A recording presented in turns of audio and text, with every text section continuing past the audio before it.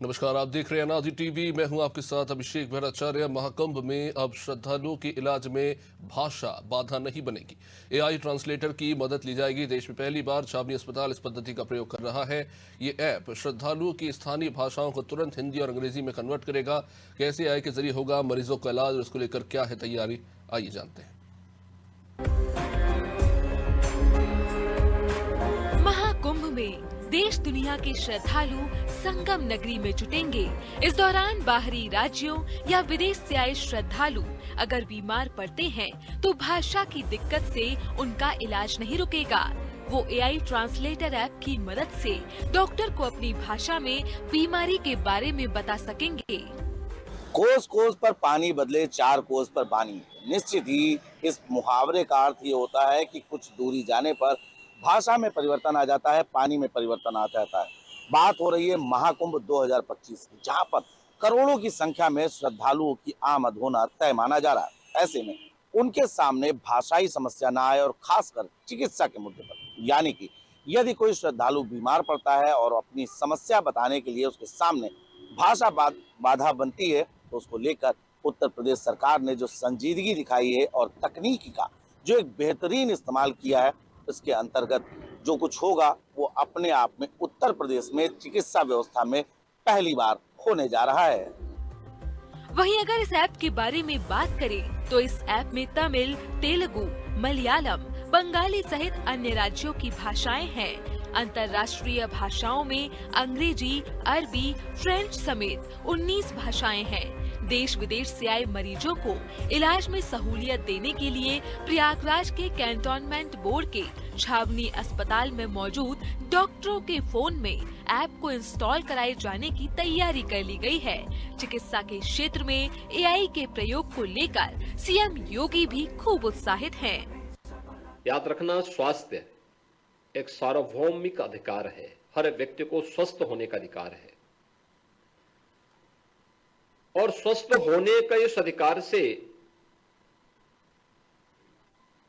कोई व्यक्ति या कोई सरकार उसे वंचित नहीं कर सकती। अच्छी बात है कि हम उसको सही दिनचर्या के लिए प्रेरित करें।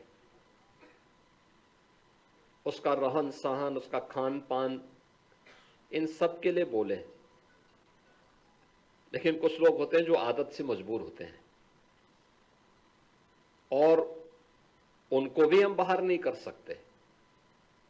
दूसरा, व्यक्ति की प्रकृति भी इस पे निर्भर करती है। पता नहीं कौन सी प्रकृति का है, तो वह व्यक्ति उसके अनुरूप ही आचरण करेगा।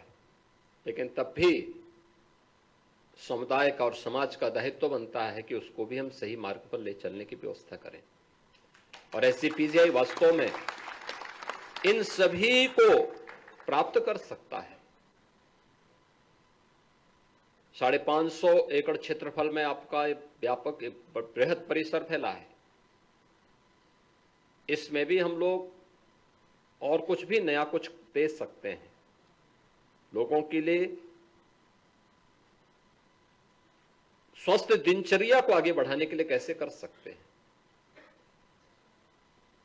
टेक्नोलॉजी का और बेहतर उपयोग कैसे कर सकते हैं।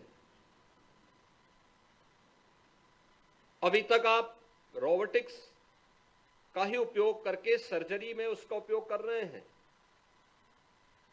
हम आर्टिफिशियल इंटेलिजेंस का उपयोग मेडिकल फील्ड में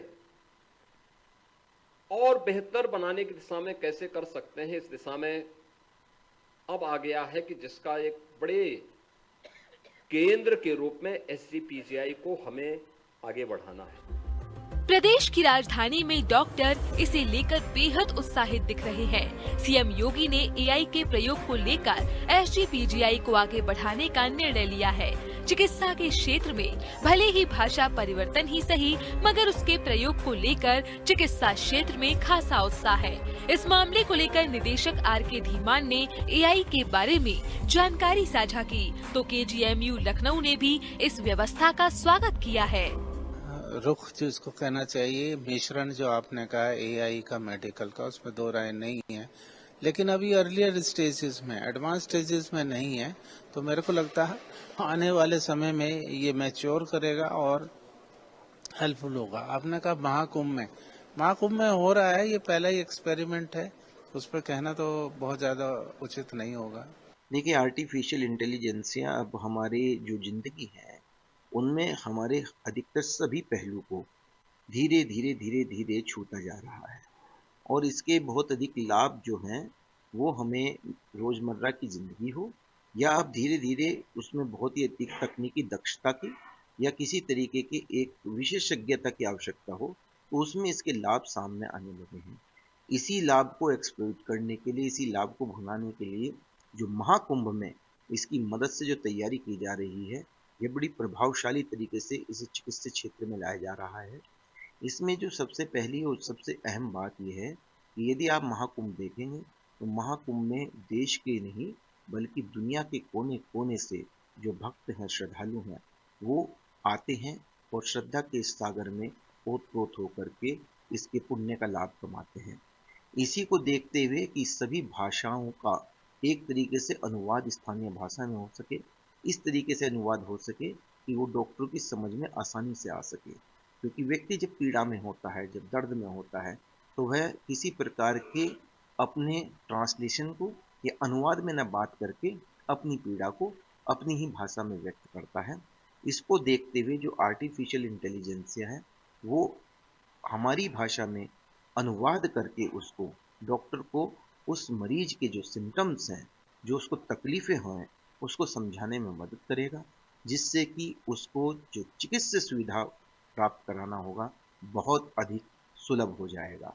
इसी के साथ साथ ये डॉक्टर्स को भी मरीज की पीड़ा के हिसाब से एक मैसेज देगा, जिसमें किसी भी अगर मरीज को, किसी भी रोगी को आकस्मिक चिकित्सा की आवश्यकता है, किसी रोगी को गहन सघन चिकित्सा की आईसीयू की आवश्यकता है, तो वह तुरंत के तुरंत जो वहाँ पर आईसीयू में या इमरजेंसी में सर्विसेज दे रहे होंगे डॉक्टर्स, उनको अलर्ट हो जाएगा, उनको पता भी लग जाएगा कि उस रीजन में इस प्रकार की आवश्यकता है, तो तुरंत के तुरंत जो रोगी को है आवश्यकता के अनुसार शिफ्ट किया जाएगा।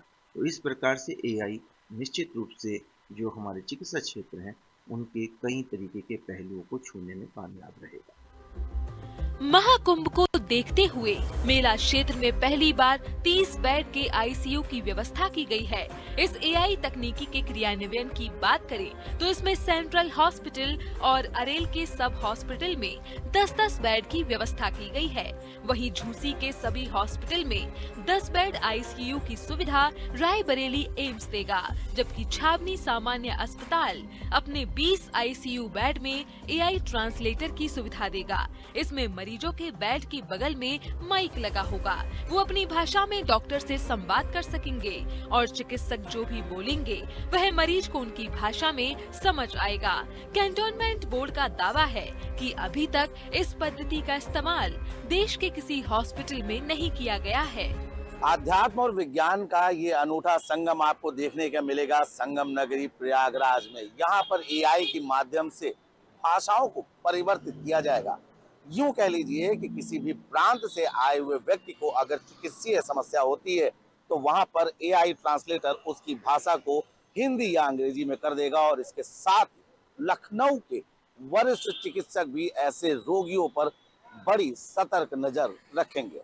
प्रयागराज महाकुंभ की तैयारियों को लेकर जिस प्रकार से योगी सरकार संजीदा है, ये उसका कहीं ना कहीं एक नायाब नमूना देखने को मिल रहा है, क्योंकि जिस प्रकार से पूरे उत्तर प्रदेश में चिकित्सा व्यवस्था में लेकर यह अभिनव प्रयोग किया गया है, ये कहीं ना कहीं न सिर्फ एक नवाचार है बल्कि पूरी देश और पूरी दुनिया को एक बड़ा संदेश देने वाला है। लखनऊ से कैमरा सहयोगी जितेंद्र के साथ अनादि टीवी के लिए मैं नितेश मिश्रा। केंद्रीय गृह मंत्री अमित शाह आज छत्तीसगढ़ के दौरे पर हैं। वे जगदलपुर में आत्मसमर्पण करने वाले नक्सलियों से मिलेंगे।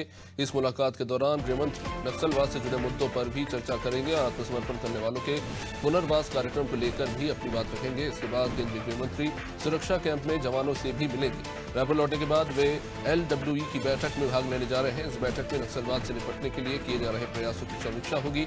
बैठक के बाद वे रायपुर एयरपोर्ट से दिल्ली के लिए रवाना होंगे। बता दें, अमित शाह का ये दौरा कई मायनों में बेहद खास है, क्योंकि ये मार्च मार्च 2026 तक नक्सलवाद के खात्मे के लिए किए गए ऐलान के बाद उनका पहला बस्तर दौरा होगा। इस दौरान बस्तर में नक्सलियों के खिलाफ लगातार ताबड़तोड़ कार्रवाई की जा रही है। अब कई बड़े नक्सली मारे भी जा चुके हैं। इस प्रकार नक्सलवाद बस्तर में कमजोर पड़ता जा रहा है। अमित शाह के इस दौरे के दौरान बस्तर के लिए कुछ अहम घोषणाएं भी हो सकती है। क्षेत्र में शांति और विकास को जो बढ़ावा देगी।